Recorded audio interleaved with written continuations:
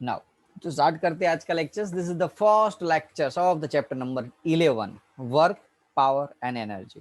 काफी सारे स्टूडेंट्स को ऐसा होगा कि सर ये चैप्टर में है क्या, वर्क, पावर एंड एनर्जी। देखो बच्चों, शायद पता नहीं, आई एम नॉट 100% श्योर, लेकिन इतना तो गारंटी दे सकता हूँ बच्चों कि ये जो आपको मैं आज सिखा रहा हूँ ना, वैसे हर चैप्टर में ऐसा ही बोल रहा हूँ जैसा कि आज इस लेक्चर्स में भी बोल रहा हूँ, ये same to same 11th standard में आ रहा है। ये same to same chapter 11th standard में आ रहा है। मानोगे नहीं, मुझे पीपीटी बनाने में मजा इसलिए आपको आ रहा है, ऑलरेडी मेरी बन चुकी हुई होती 11th वाले को, वही कॉपी मार के थोड़ा सा जो एक्स्ट्रा टॉपिक होते 11th के वो कट मार के आपकी पीपीटी बन जाती। जैसे कि आपका फर्स्ट चैप्टर था force and law of motion, gravitation, वैसे ही ये फोर्थ चैप्टर। 9th का फिजिक्स या केमिस्ट्री या बायो ले लो, 9th का science same to same 11th का साइंस रहेगा बच्चों। 10th का science same to same 12th का रहेगा। डिटेल में सीखना, बेस वही का वही। बेस जितना आपका स्ट्रॉन्ग होगा ना, उतना स्ट्रॉन्ग आपका 11th 12th स्टैंडर्ड में मार्क्स बनेंगे। आई होप सारे स्टूडेंट्स लेक्चर्स को एंजॉय करोगे। I put my 100% effort to make this PPTs, right? तो आपको भी मजा ही आएगा 100%। थोड़ा डिटेल्स में जाएगी क्योंकि 11th के लेवल की पीपीटी है, तो आई होप कि थोड़े टॉपिक ऐसे जो आपके सिलेबस के बाहर के भी हो सकते, लेकिन काम आने वाले जी नीट के लिए, या ऐसी कोई एग्जाम्स होती है, जब आपको ओलंपियाड की एग्जाम होती है, ऐसी जब एग्जाम देनी होती है, तो ऐसे टाइप के क्वेश्चंस आपको आज के सेशन में या तो नेक्स्ट सेशन में होने वाले काम आने वाले। क्लियर है बच्चों? ओके। दूसरी चीज जिस स्टूडेंट्स ने यस सर। यस ओके, तो वर्क, पावर एंड एनर्जी ये है क्या? आप एक्स्ट्रा एक्स्ट्राऑर्डिनरी इंफॉर्मेशन आज आपको मिलेगी वर्क के अंदर। ओके, बहुत अच्छी पीपीटी बनाई हुई है, बहुत मजा आने वाला है। पहली चीज तो कब से ये बंदा उठा के चल रहा था। आई होप सभी को उसको भी थकान महसूस हुई होगी। ओके, एनर्जी वेस्ट हुई होगी उसकी, कब से चल रहा है, हाँ कि ना? Yes sir. तो ये क्या कर रहा है? काम कर रहा है। जैसे कि हम अपना काम कर रहे हैं, पढ़ाई कर रहे हो तो आप अपना काम कर रहे हो, मैं पढ़ा रहा हूँ आपको तो मैं अपना काम कर रहा हूँ। तो ये मजदूर है, उठा के ले जा रहा है तो वो अपना काम कर रहा है। तो जनरली हमारी लैंग्वेज, हमारी फिजिक्स साइंस की लैंग्वेज में वर्क यानी कि ऐसा काम करना, इसको वर्क बोलते।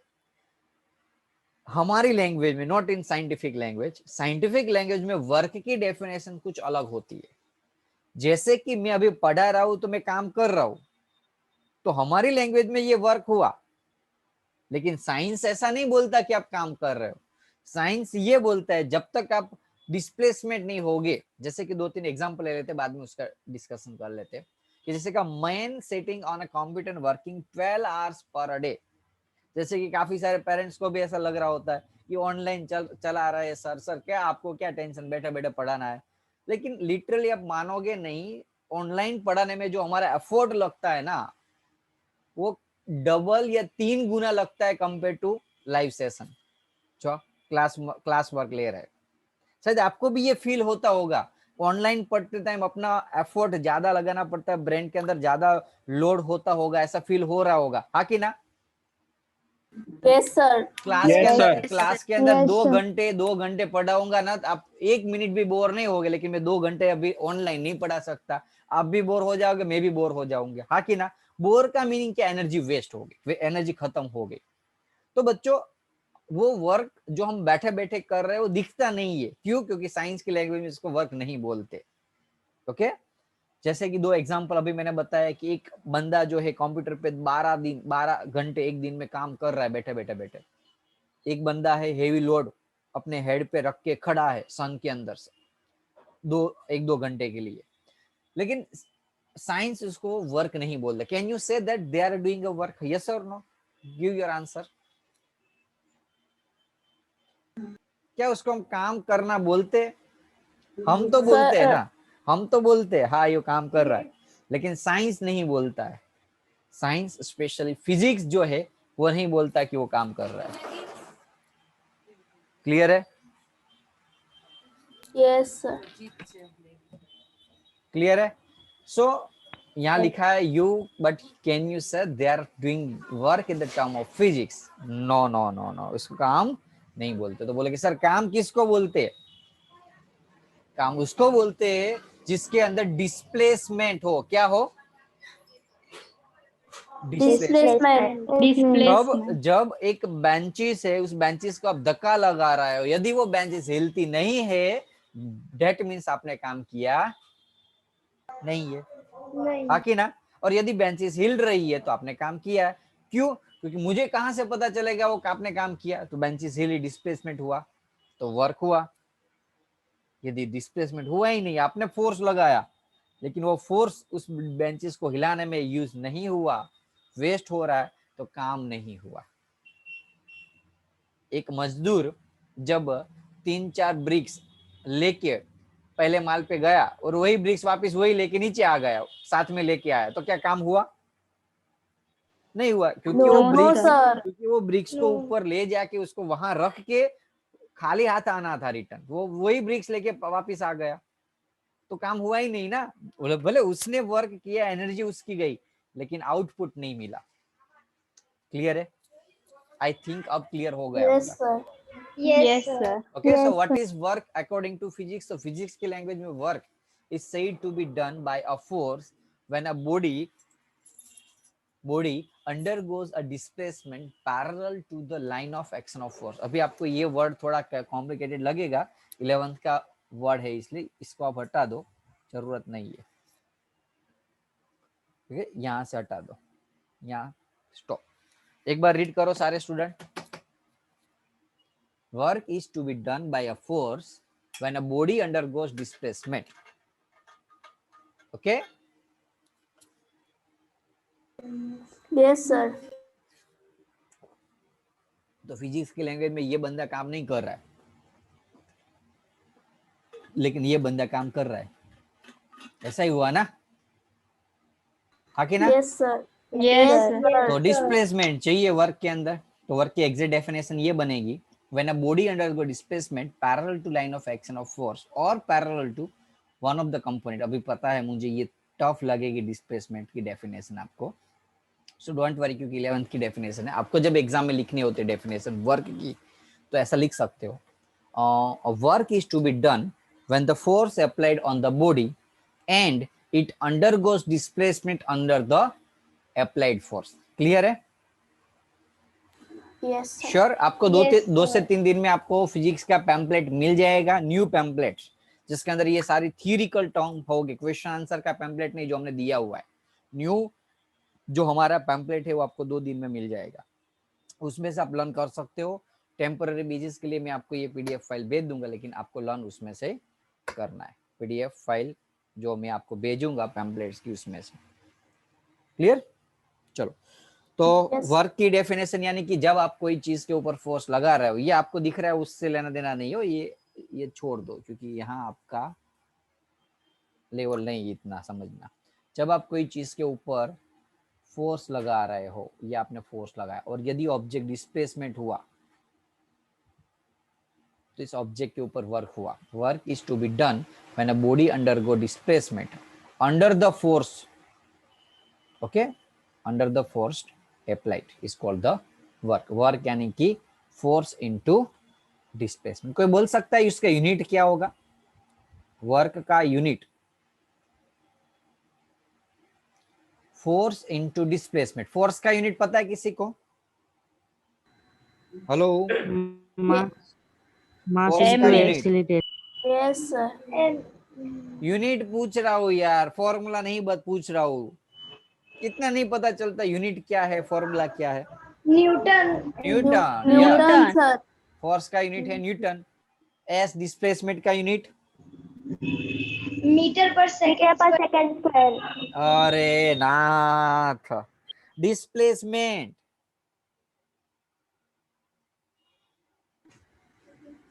Distance and displacement. यहां से ऑब्जेक्ट यहां डिस्प्लेस हुआ, ये क्या है? लेंथ है, मीटर। क्या कर रहे हो यार आप? मोशन चैप्टर नहीं सीखा आपने? मोशन के अंदर डिस्टेंस डिस्प्लेसमेंट आता था, याद हुआ? Yes sir. तो क्या होगा डिस्प्लेसमेंट का unit?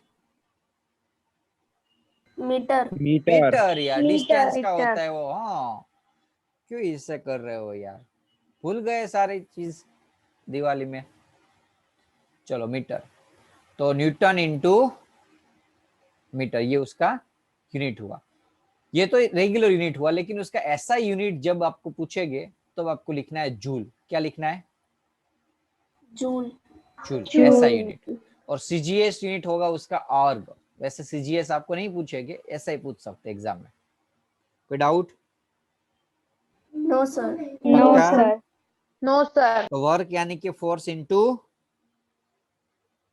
Displacement. Displacement displacement. Formula क्या होगा उसका? F into S. F into S, F का यूनिट न्यूटन, डिस्प्लेसमेंट का मीटर, तो newton into metre. Okay, yes sir चलो मैं थोड़ा एक्स्ट्रा ऑर्डिनरी चीज बता रहा हूँ आपको, एग्जाम में नहीं आएगा ये, लेकिन फिर भी बता रहा हूँ। चलो, लाइक एग्जाम्पल फॉर बच्चों, एक मिनट हो, ये फिगर भूल जाना, जो अभी मैं बता रहा हूँ ना वहां ध्यान दो। ये एक ब्लॉक पड़ा हुआ है बड़ा सा, अब यहाँ आप उसके ऊपर फोर्स लगा रहे हो। ओके, ये जमीन है, क्या ये ऑब्जेक्ट के ऊपर वर्क होगा? नो सर क्यों वर्क नहीं होगा? सर क्योंकि उसका डिस्प्लेसमेंट नहीं होगा। कॉमन लॉजिक है ना, ये हिलेगा ही नहीं क्योंकि ऊपर से फोर्स लगा रहे हो। यहाँ में यदि फोर्स लगा रहो, क्या वो डिस्प्लेसमेंट होगा? यस सर होगा यस सर होगा। यस। कहाँ होगा? सर टुवर्ड्स राइट ऐसा तो क्या हुआ ये फोर्स और ये फोर्स में? ये जो फोर्स है वो डिस्प्लेस से परपेंडिकुलर है, देख लो। यस सर और ये पैरेलल है। Yes sir. Yes sir yes sir. अब लॉजिकली ये फोर्स में वर्क जीरो होता है, वो भी पता चल गया। चलो, और ये फोर्स में वर्क जीरो नहीं होता। Okay, not zero. लेकिन कोई एक बंदा है जिसको ऐसा नहीं फा रहा है, ओके, नीचे बैठ नहीं सकता हेवी बॉडी की वजह से, और ऐसे धक्का दे रहा है, ऐसा भी हो सकता है ना? हाँ कि ना? या यस तो सर पर यहाँ से खींच सकता है ऑब्जेक्ट को, यहाँ से खींचेगा। दो टाइप के, यहाँ से खींच सकता है ऑब्जेक्ट बंदा, या तो यहाँ से धक्का लगा सकता है। तो यहाँ क्या Yes, होगा, ये जो फोर्स उसने लगाया ऑब्जेक्ट के ऊपर, उसमें दो कंपोनेंट मिलेंगे। ये पूरा का पूरा परपेंडिकुलर था, तो ये पूरा का पूरा पैरेलल था, लेकिन ये दो कंपोनेंट मिलेंगे उसके। कौन कौन से? पैरेलल और परपेंडिकुलर परपेंडिकुलर। तो ये जो परपेंडिकुलर कंपोनेंट है उसको एफ साइन थीटा बोलते हैं, और पैरेलल है उसको एफ कॉस थीटा बोलते हैं। क्या एफ कॉस थीटा से कुछ काम होगा? नो यस सर होगा नहीं होगा ना। यहाँ नो से एफ सर आपने बोला S F sorry cos theta sorry cos भूल से बोल, क्या एफ साइन थीटा से कुछ काम होगा? नो सर काम किससे होगा? खाली कॉस थीटा यानी कि आपने यहाँ समझ लो 15 न्यूटन फोर्स लगाया तो 15 का 15 न्यूटन फोर्स अप्लाई हो जाएगा। लेकिन समझ लो आपने यहाँ 15 न्यूटन फोर्स लगाया, तो शायद ऐसा भी हो सकता है 10 न्यूटन यहाँ हो, 5 न्यूटन यहाँ हो, डिवाइड हो जाएगा। आखिर ना टोटल 15 न्यूटन में। और उसमें ये वाला न्यूटन, ये जो फोर्स है वो तो आपके लिए कुछ काम का ही नहीं है, क्योंकि उससे तो डिस्प्लेसमेंट होता ही नहीं है। तो खाली ये भाग ही डिस्प्लेस्ड करेगा। तो जब आपको एग्जाम में ऐसा पूछे, कोई एंगल दिया, वैसे एग्जाम में ये पूछ ही नहीं सकते, क्योंकि आपको थीटा एंगल वाले कॉन्सेप्ट पूरा का पूरा sine theta cos theta 10th में आता है। किसमें? 10th स्टैंडर्ड में। और 10th स्टैंडर्ड में ये चैप्टर है नहीं, तो आप डायरेक्टली ये टॉपिक 11 साइंस में ही आपको पूछ सकते हैं। लेकिन ये एक्स्ट्रा है, ओलंपियाड वाली एग्जाम के लिए है, तो शायद उसमें ये चीज पूछ सकते हैं। जस्ट बिकॉज काफी सारे इंस्टीट्यूट ऐसे होते हैं जनरली, ओके, जैसे दिल्ली के अंदर होते हैं, कोटा के अंदर होते हैं, ओके, जिसकी बुक्स के अंदर ये कॉन्सेप्ट, ये चीज होती है। जस्ट बिकॉज ओलंपियाड के एग्जाम की जो प्रिपरेशन स्टूडेंट्स कर रहे होते हैं, उसको ऐसा सब कुछ पढ़ना होता है। यदि आप ऐसा पढ़ना चाहते हो ऐसे कॉन्सेप्ट को, इसीलिए बाकी एग्जाम या 9th स्टैंडर्ड के स्कूल के एग्जाम के लिए ये मैंने बताया नहीं है। बोलो, समझ में आया इतना? F sine theta, F cos theta, perpendicular, parallel. Sir ये स्मार्ट वर्क यदि करना है बच्चों, स्मार्ट वर्क करना है तो क्या करोगे? स्मार्ट वर्क करना है क्या करोगे? पैरेलल फोर्स लगाओगे, परपेंडिकुलर? Sir parallel. पैरेलल। अब बोलोगे अब काफी सारे स्टूडेंट को ऐसा होगा कि सर हम ऐसे फोर्स लगाते हैं परपेंडिकुलर तो उसमें वर्क 0 क्यों होता है, वो आपको प्रूव करके बताता हूँ। देखो आपने यहाँ फोर्स लगाया बच्चों, डिस्प्लेसमेंट जनरली कहाँ Yes, होना चाहिए, sir. इस साइड, तो एंगल कितना था इस फोर्स 90 degree. 90 90 degree. वर्क का फॉर्मूला है एफ डी साइन थीटा, याद रखना। एक्चुअली ये formula F D sine theta आएगा, आकी ना, सॉरी कॉस थीटा आएगा, not sine theta, cos theta आएगा।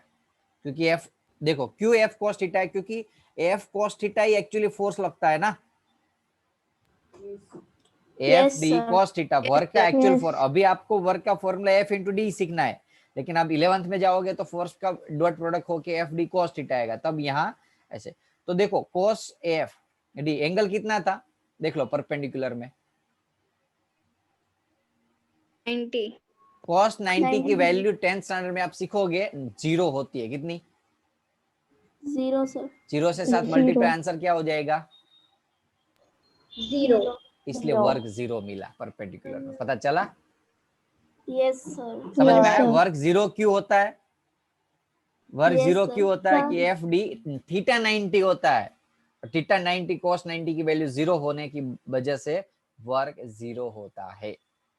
क्यों, परपेंडिकुलर यदि लगा रहे हो, ऐसे लगा रहे हो तो ऐसे लग रहा है, अब ऐसे लगाओगे तो होगा नहीं होगा, ऐसे लगाओगे तो एंगल कितना होगा, देखो 180 भी degree, ऐसे sir. 180 डिग्री, या तो 0 डिग्री का पैरेलल होगा तो 0 degree, F D cos Yes, 0, sir. ये भी ऐसे है डी डिस्प्लेसमेंट, और फोर्स भी ऐसे, दोनों पैरेलल है, एंगल थीटा 0, कॉस 0 की वैल्यू आप 10th स्टैंडर्ड में सीखोगे 1 होती है, इसलिए आंसर एफ इंटू डी आया, 0 नहीं आया। इसलिए अभी 10th स्टैंडर्ड में, यदि 9th स्टैंडर्ड में आप पढ़ रहे हो तो आपको ये केस ही सीखना होगा, कौन से वाला, एफ इंटू डी। आपको अभी ऐसा ही समझना है कि आप जो फोर्स लगा रहे हो वो ये वाला फोर्स है, ये वाला फोर्स नहीं है। अभी 9th के अंदर ये डिस्कशन नहीं होगी, आपको पूरा का पूरा फोर्स कौन सा लेना होगा, ये वाला, clear. Yes, sir. Sir.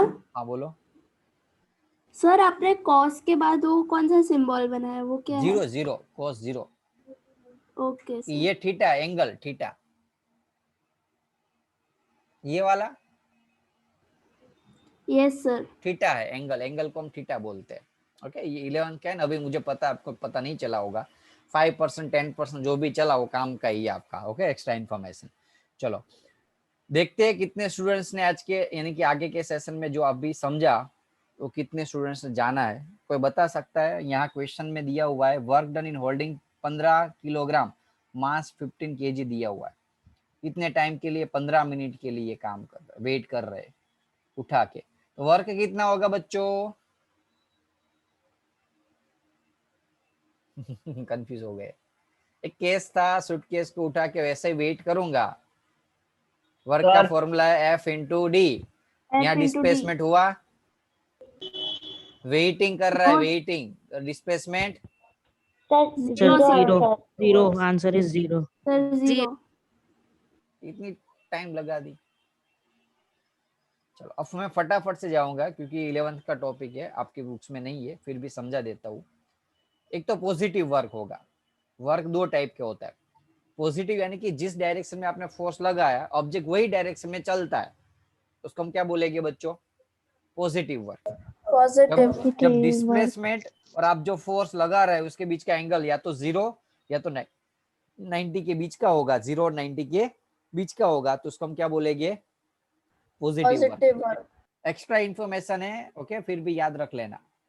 Positive work के एग्जांपल ये सारे क्लियर। आप ऊपर खींच रहे हो, फोर्स कहाँ लगाया आपने, इस बंदे ने, एथलेटिक्स ने कहाँ लगाया फोर्स, सर ऊपर. तो ऑब्जेक्ट भी कहाँ गया, ऊपर गया ऊपर. स्प्रिंग में फोर्स कहाँ लगाया, सर साइड में. डिस्प्लेस में स्प्रिंग में ऐसे हुआ जिस साइड फोर्स था, यस सर. तो दोनों पॉजिटिव वर्क हुए, क्लियर।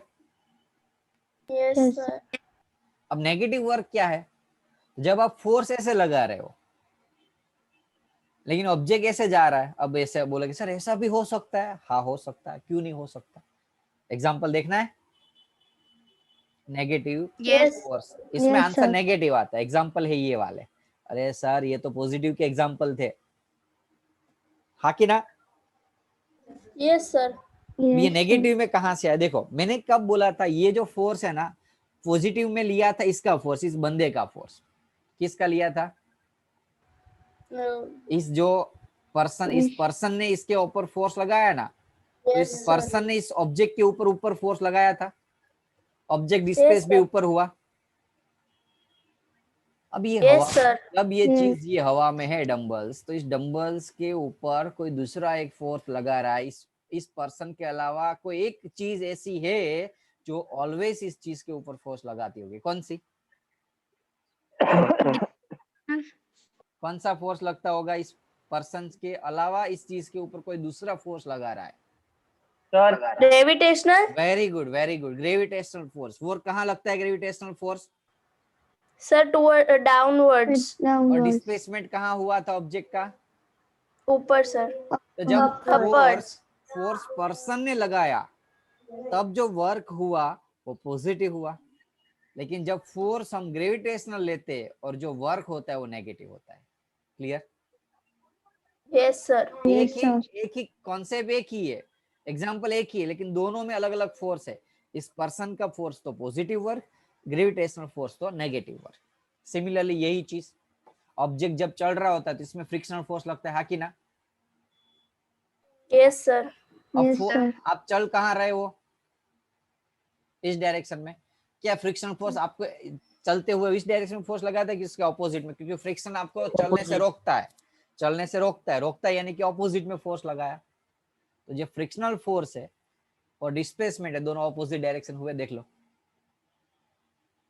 Yes, sir. तो जो हिडन फोर्स होते हैं, हिडन फोर्स, हिडन यानी कि हमें दिखते नहीं है, ऐसे फोर्स जनरली क्या होते हैं? नेगेटिव वर्क कहलाता है। Got it?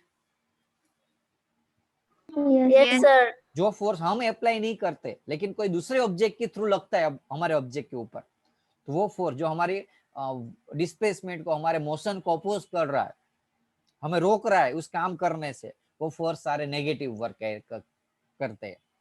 कोई डाउट नहीं ना किसी को नेगेटिव वर्क में? अब No, ये बंदा sir. बेचारा कितना भी फोर्स लगाएगा इस वॉल के ऊपर, क्या डिस्प्लेसमेंट होगा? No, sir. नहीं दैट इज होगा. Called sir. Zero work. इसको हम क्या बोलते हैं? Zero Zero work. Zero work. यानी कि दो चीज हो सकती है। वर्क का formula F D, F into D. या तो फोर्स जीरो, अब खड़ा खड़ा करेगा भाई तू दीवार हट जा मेरे से रास्ते से, क्या दीवार हटेगी फोर्स के बिना? हटेगी सर. तो No, फोर्स sir. जीरो है तो कॉमन लॉजिक के वर्क जीरो हो जाएगा, चाहे डिस्प्लेसमेंट हो कि ना हो। अब यदि फोर्स लगाता है ऑब्जेक्ट 5000 न्यूटन का, लेकिन फिर भी दीवार नहीं हटती, यानी कि डिस्प्लेसमेंट जीरो है, तो भी वर्क क्या हो जाएगा? Zero sir. Clear? Zero. Yes sir. चलो यदि पता चला है तो इसका आंसर दो मुझे। Man push a wall and felt displaced, कौन सा वर्क हुआ उसमें? पॉजिटिव, नेगेटिव, मैक्सिमम की no work? Sir No work at all. अभी तो यार No मैंने work बताया कि यहाँ कोई वर्क होगा नहीं, वर्क जीरो होगा, अभी बताया ना मैंने। Yes sir. तो वर्क होगा नहीं, तो नो वर्क। चलो बताओ इसका आंसर।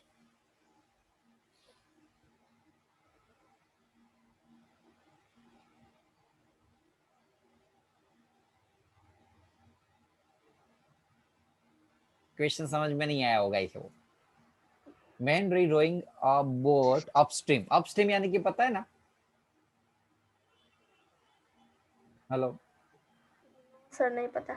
जब देखो जिस डायरेक्शन में फ्लो जाता होता है पानी का फ्लो, यस सर. ओके, उसके ऑपोजिट में यदि आप जा रहे हैं तो उसको अपस्ट्रीम बोलते हैं। क्लियर? पानी ऐसे बह रहा है आगे, लेकिन आप उसके अपोज में जा रहे, पानी के फ्लो के अपोज में, तो उस केस के अंदर वर्क कौन सा होगा बच्चों? नेगेटिव। पॉजिटिव होगा सर. पॉजिटिव। अब बोलोगे सर नेगेटिव कहाँ से? कॉमन लॉजिक है, फोर्स आपने इस डायरेक्शन में लगाया, डिस्प्लेसमेंट भी आप इस डायरेक्शन में जाओगे ना, जिस साइड में फोर्स लगाओगे वहीं sir. जा रहे हो ना। ऐसा तो नहीं कहा है कि आप ऐसे Yes. उल्टे जा रहे हो। यहाँ लिखा है ना, is not moving with respect to bank. बोलोगे सर मूव तो हो नहीं रहे। इसका मीनिंग ये नहीं है कि आप मूव नहीं हो रहे हो, इसका मीनिंग ही यही कि आप आगे जा रहे हो। बोलोगे सर क्या बता रहे हो आप। देखो ऐसे आप कुंज मॉल गए होगे सभी स्टूडेंट, एलिवेशन में बैठे होगे, यस सर। एलिवेटर जो सीढ़ी Yes. चलती सीढ़ी।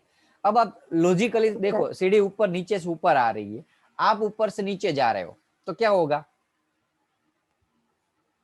सीढ़ी यहाँ से ऐसे ऐसे आगे आ रही है, आप यहाँ खड़े हो, आप ऐसे जा रहे हो, सीढ़ी ऊपर जा रहे हो, तो आपको तो ऐसा लगेगा कि आप स्टेडी हो, नॉट मूविंग।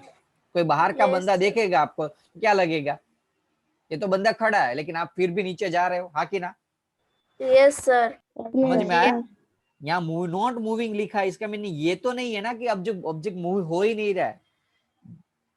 पानी का फ्लो ऐसे जा रहा है, आप ऐसे जा रहे हो, ये 5 डिस्प्लेसमेंट, ये 5 डिस्प्लेसमेंट, इसलिए नेट डिस्प्लेसमेंट 0 है, बाकी ऑब्जेक्ट तो जा ही रहा है, क्योंकि यहाँ लिखा है respect to bank. Yes, sir. कोई डाउट्स। कॉन्सेप्ट जोरदार था, 11th लेवल का था, शायद पता चला होगा तो ठीक है, नहीं पता तो टेंशन मत लेना। ओके चलो, अरे यार अब आंसर दे दिया है तो अब देख लेना बाद में। ओके क्लियर है, कोई डाउट है। No, sir. नहीं डाउट है। चलो, work done by the constant force, नया कुछ नहीं, आगे जो भी मैंने समझाई वही चीज है। फोर्स इनटू डिस्प्लेसमेंट, जब कोई ऑब्जेक्ट के ऊपर कंटिन्यूअस हम फोर्स लगाते हैं तो वर्क कितना होता है, फोर्स इनटू डिस्प्लेसमेंट। ओके ये 11th का, इसलिए आपको ग्राफ की जरूरत नहीं है। क्वेश्चन दिया हुआ है एनसीईआरटी के अंदर, एक एग्जांपल है, force of 5 Newton is acting on an object, कितना फोर्स लग रहा है, आंसर भी दे दिया है, इसलिए मुझे समझाने की जरूरत नहीं पड़ेगी। डिस्प्लेसमेंट हो रहा है 2 मीटर का, यहाँ से क्वेश्चन खत्म हो गया। ये आंसर दिया हुआ है, भूल से, पता नहीं टेक्स्ट बुक वालों ने भूल से कॉपी पेस्ट किया होगा। तो वर्क फाइंड करना है, कितना होगा बच्चों, force 5 Newton, displacement 2 Newton, force into distance 5 into 2 10 joule. है इजी एकदम। Yes, sir. Yes, sir. चलो ये अच्छा है, पता चला क्या भूल थी क्वेश्चन में। यहाँ से यहाँ जो लाइन की ना बॉक्स, वो एक्चुअली आंसर है। ओके ऊपर वाला क्वेश्चन था, ये नंबर का देख लेते। Porter lift a luggage of 15 kg from the ground, ground से 1.5 मीटर अबो ऑब्जेक्ट को उठाए, यहाँ से यहाँ उठाए, यानी कितना डिस्प्लेसमेंट हुआ, 1.5 मीटर।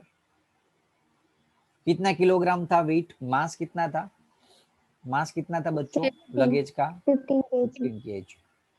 तो फाइंड करना है वर्क डन। बोलोगे सर यहाँ तो मास दिया हुआ है, हमें फोर्स चाहिए, क्योंकि वर्क का फॉर्मूला था फोर्स इनटू डिस्प्लेसमेंट।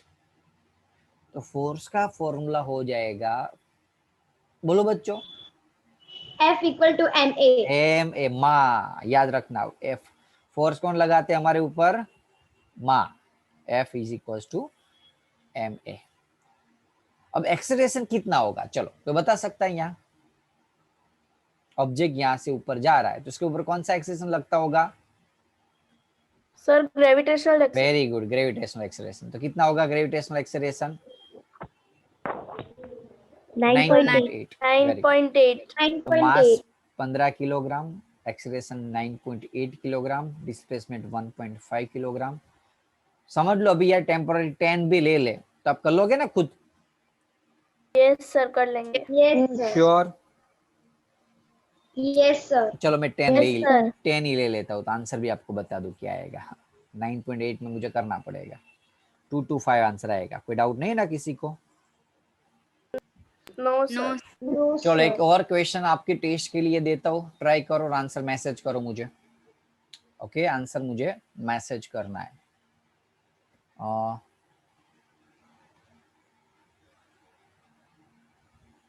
एक circular extraordinary equation for extraordinary students, circular path है ये, यहां से यहां तक का डिस्टेंस है 5 मीटर, कितना, रेडियस 5 मीटर है, सर्कुलर पाथ है ये।